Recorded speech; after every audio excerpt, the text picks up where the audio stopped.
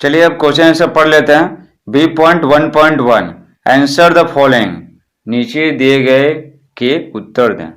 First है who brings the load of bangles to the fair, कौन चूड़ियों के भार को मेले में लाता है। तो कौन लाता है? चूड़ी विक्रेता, the bangle seller.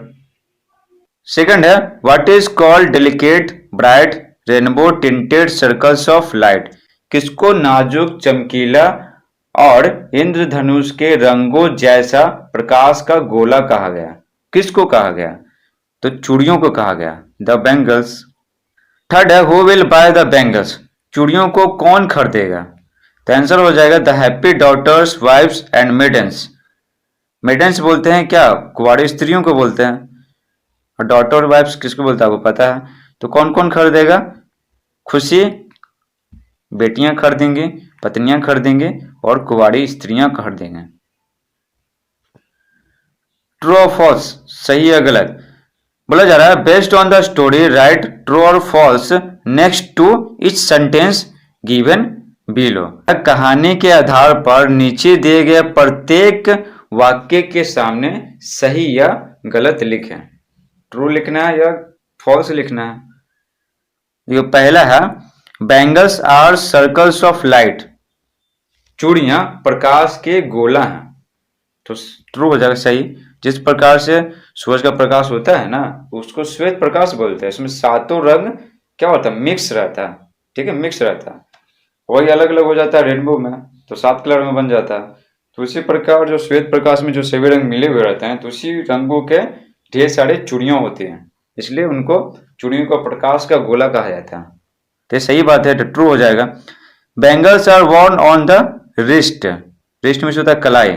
Wear WEAR, wear wore worn, wear means पहनना और WORN वॉर्न क्या है? भीतरी है। चूड़ियों को कलाई पर पहना जाता है, तो सही बात है, true. Bangles are silver and blue in colour, चूड़ियां रंग में सिल्वर और ब्लू हैं, तो ट्रू। तो कुंवारी स्त्रियां कैसे रंग की पहनती हैं? सिल्वर और ब्लू रंग की पहनती हैं। बाकी चूड़ियां भी पहनती है दूसरे रंग की भी, लेकिन ये सिल्वर और ब्लू रंग की भी पहनती हैं, तो ये बोला जा रहा है। तो कविता में तो ये बताया गया है कि जो माउंटेन मिस्ट की तरह जो चूड़ियां हैं सिल्वर और ब्लू रंग की, तो कुंवारी स्त्रियां पहनती हैं, तो सही बात है, तो हो जाएगा ट्रू। 4 है we can buy bangles from the temple fair, हम लोग मंदिर के मेले से चूड़ियों को खरीद सकते हैं, तो सही बात है, ट्रू। नेक्स्ट है B.2.2 tick the correct option for each of the following, नीचे दिए गए प्रत्येक के लिए सही ऑप्शन को टिक मारे। तो देखिए 3 ऑप्शन दिया हुआ है ABC, आपको टिक मारना है। फर्स्ट है lustrous tokens of radiant lifes, खुशहाल जीवन का चमकता हुआ प्रतीक। What do lustrous tokens signify, lustrous tokens यानी चमकता हुआ प्रतीक क्या सूचित करता है? सिग्निफाई में से होता है सूचित करना, बतलाना। तो आपको लस्ट्रस टोकन से क्या सूचना मिल रहा है कि लस्ट्रस टोकन किसको कहते हैं, ये बताया गया। लस्ट्रस मीन्स बता चुके हैं चमकीला, टोकन मीन्स प्रतीक। तो देखिए the bright and happy lives of the daughters and wives who wear bangles. देखिए लस्ट्रस टोकन्स का मतलब है बेटियों और पत्नियों के चमकता हुआ और खुशहाल जीवन जो चूड़ियां पहनती हैं। तो लस्ट्रस टोकन्स का मतलब है क्या? चमकता हुआ और खुशहाल जीवन, ये दिखाता है। तो पहला आंसर हो गया, सही बात है। तो लस्ट्रस टोकन्स क्या दिखाता है? वो बेटियों और पत्नियों के खुशहाल जीवन को दिखाता है जो रंग बिरंगे चूड़ियां पहनती हैं। मैरिड लेडीज, शादीशुदा महिलाएं, माउंटेन मिस्ट बता चुके हैं, पहाड़ पर जो धुंध होता है वो। तो ये दोनों तो होगा नहीं, तो आंसर क्या हो जाएगा ए, तो ये मैं टिक मार दिया। 2 on the tranquil bro of A Woodland stream means, तो बोला जा रहा है कि जंगल में गुजरते हुए शांत किनारे पर का क्या मतलब है। ब्रो मीन्स बता चुके हैं किनारा, ट्रैंक्विल मीन्स शांत, वुडलैंड मीन्स जंगल, स्ट्रीम मीन्स धारा, धारा जल धारा, पानी की धारा। देखिए आवर आईब्रो, हमारे भौएं, ये नहीं है मतलब, टिक नहीं मारेंगे, सही में टिक मारना है। The eyebrow of the maidens daughters and wives who wear bangles, तो कुंवारी स्त्रियों के, बेटियों के और पत्नियों के आईब्रो भौएं जो चूड़ियां पहनती हैं, इसका ये मतलब है तो नहीं। तो जब दो का मतलब नहीं है तो तीसरा अपने आप आंसर हो जाएगा। चलिए तीसरा पढ़ते हैं क्या दिया हुआ। On the side of a stream, जलधारा के किनारे पर, quietly flowing in the forest, जो जंगल में शांति से बह रही हैं। क्वाइट मीन्स होता शांत, एलवा लगा दिए तो शांतिपूर्व, फ्लो मीन्स होता बहना। चलिए 3 पढ़ते हैं। Complete the following sentences by choosing the correct expression from the box. बोला जा रहा है बॉक्स से सही शब्दों को चुनकर नीचे दिए गए वाक्यों को पूरा करें। तो ये आपको दिखाई पड़ा ग्रुप ऑफ वर्ड्स, ये आपको चुनना है, इसी बॉक्स से चुनना है और भरना है 1 2 3 में। चलिए पढ़ते हैं। फर्स्ट है silver and blue bangles are compared with. सिल्वर और ब्लू रंग की चूड़ियों को किससे तुलना हुआ, ये बोला जा रहा है। तो माउंटेन मिस्ट से तुलना हुआ कविता में, ठीक ना, पहाड़ पर जो धुंध रहता है उससे तुलना हुआ। सेकंड है the flush of the bangles is compared with. चूड़ियों का लाल रंग किससे तुलना हुआ, बर्ड्स डेड ड्रीम। कलियां बड़े होकर फूल बनने के जो सपने देखती है तो उनके सपनों में उत्साह होता है, आग होता है। तो आग का जैसे कलर होता है हल्का हल्का रेड होता है, हल्का हल्का येलो होता है, बिल्कुल इसी प्रकार से चूड़ियों का रंग होता है। फ्लश मीन्स होता है रेड, बताया दिया आपको, और फ्लश मतलब लजाना भी होता है। तो चूड़ियाँ लजाएगी थोड़ी, चूड़ियों का क्या यहाँ पर बोला जा रहा है, रंग बोला जा रहा है। तो चूड़ियों का रंग लाल रंग किससे तुलना हुआ, बर्ड्स डेड ड्रीम्स है। तो 2 में हो जाएगा बर्ड्स डेड ड्रीम, फर्स्ट में हो जाएगा माउंटेन मिस्ट। तो 3 में कौन होगा, एक एक बच गया तो 3 में हो जाएगा bloom date clips. Bloom means होता है खिलना। The glow of the bangles is compared with. चूड़ियों का चमकना किससे तुलना किया गया, तो किससे तुलना किया गया, ब्लूम डेट क्लिप्स। अगर आपको समझ में, क्लिप मीन्स होता है ले जाता है, ब्लूम मीन्स खिलना। चलिए आगे पढ़ते हैं। B.2.3 answer in not more than 50 words. 50 शब्दों से अधिक में जवाब न दें, यानी 50 दे सकते हैं या 50 से कम में दे सकते हैं। फर्स्ट है what are the different colours of the bangles. चूड़ियों के भिन्न भिन्न रंग कौन कौन से हैं। तो कविता में जो बताया गया ना बस उसी के बारे में लिखेंगे, अपने मन से कुछ लिखना नहीं है।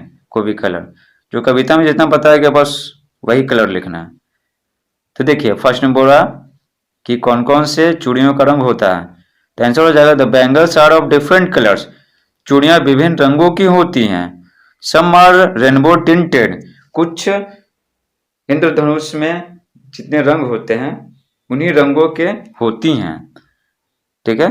Some are silver and blue like the mountain mist, पहाड़ पर जो धुंध रहता है उस रंग की, यानी सिल्वर और ब्लू रंग की कुछ चूड़ियां होती है।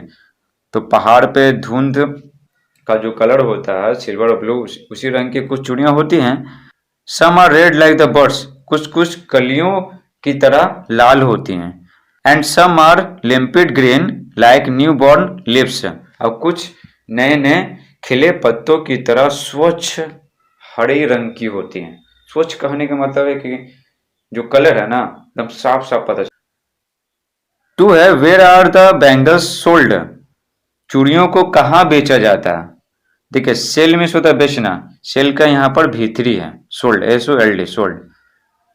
पूछा गया है चूड़ियों को कहाँ बेचा जाता है, तो आंसर हो जाएगा the bangles are sold in the temple fair, चूड़ियों को मंदिर के मेले में बेचा जाता है। कविता में पढ़ चुके हैं। These are also sold in shops, यह दुकानों में भी बेचा जाता है। And carrying shining loads of bangles, hawkers sell their bangles going to different streets and roads.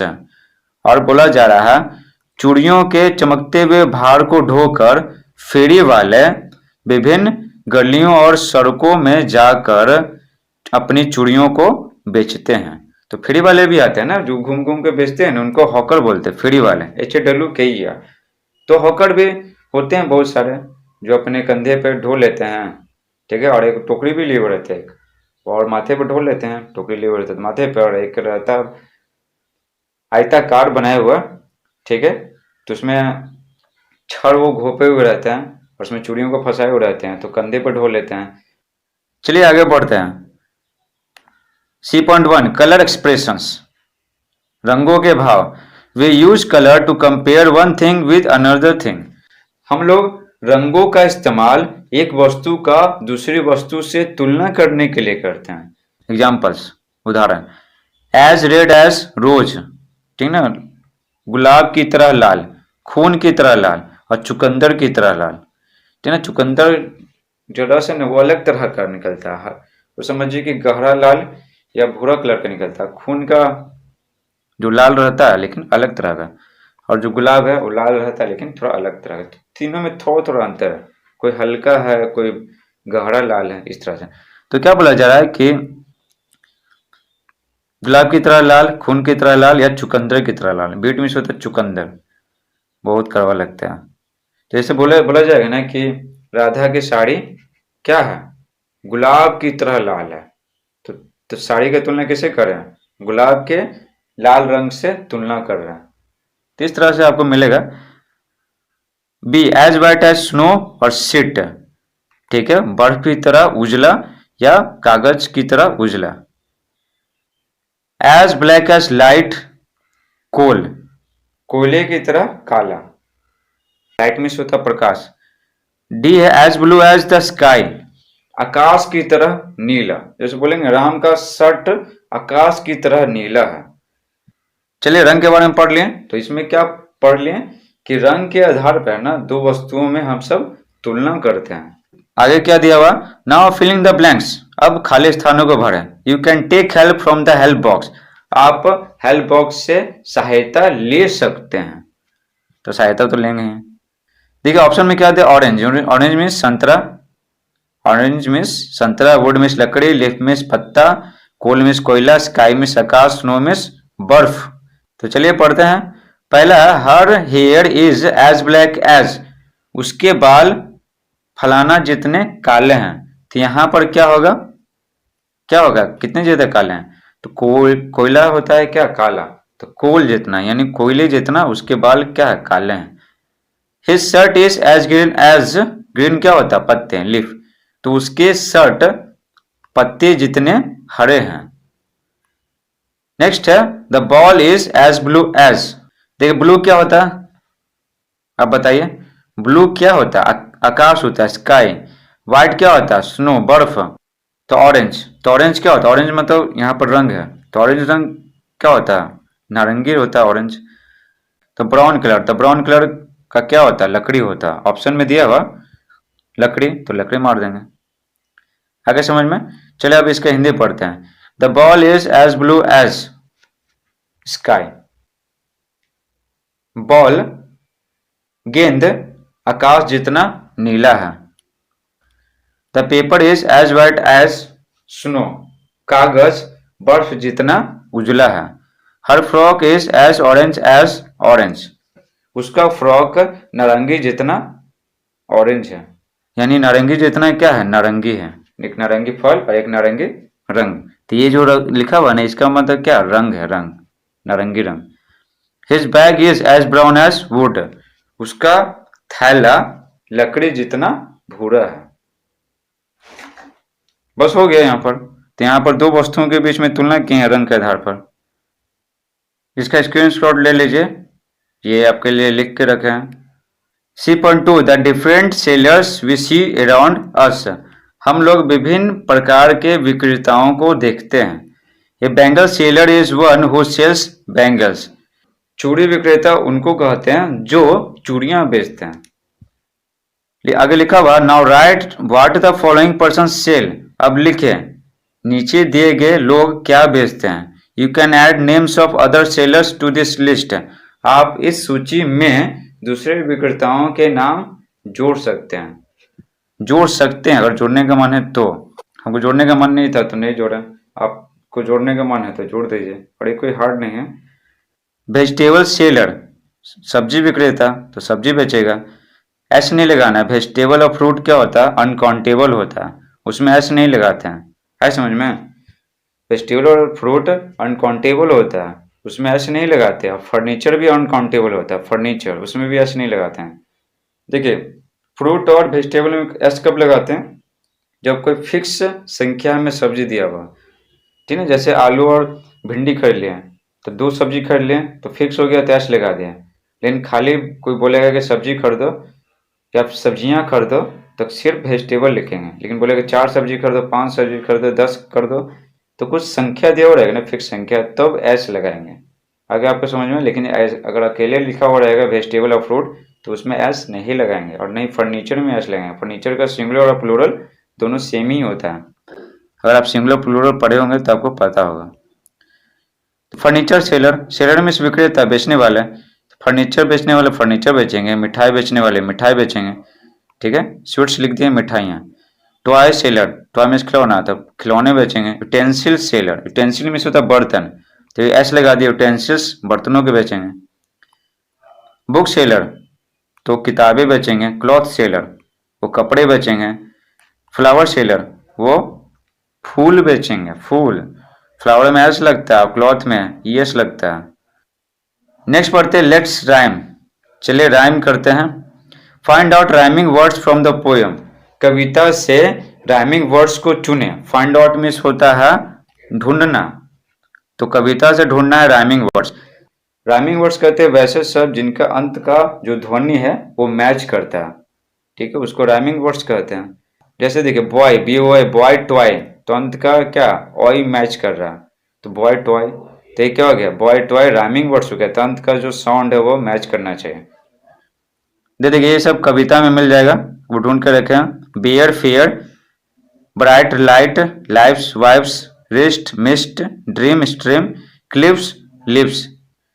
ठीक है, इसका हिंदी तो बता चुके हैं। बियर मिस होता है ये ढोना, फेयर मिस घोड़ा या बढ़िया।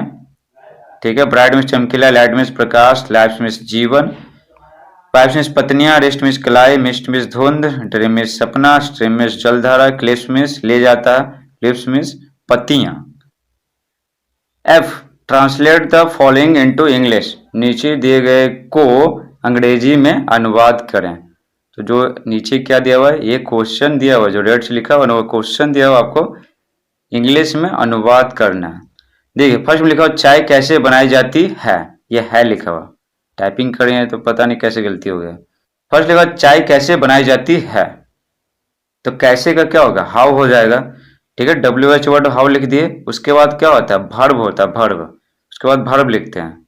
ठीक है, और जब किसी चीज पे काम किया जाता है ना तो उसमें हमेशा क्या होता है, भीतरी लगता है, पैसिव वॉइस। जब एक्टिव पास पैसिव पास पढ़िएगा ना तो पता चलेगा।